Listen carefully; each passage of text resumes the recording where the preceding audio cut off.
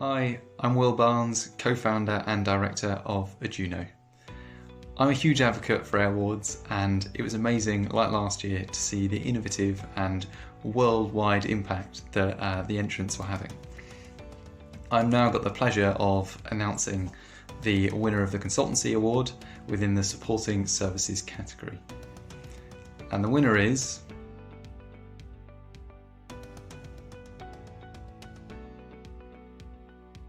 Hover UAV with their BVLOS for a remote operations centre.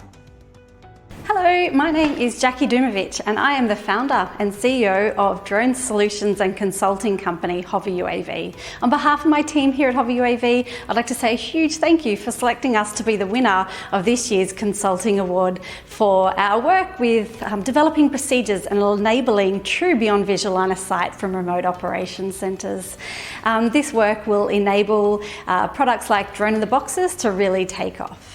Once again, I'd like to say a huge thank you and we're very excited.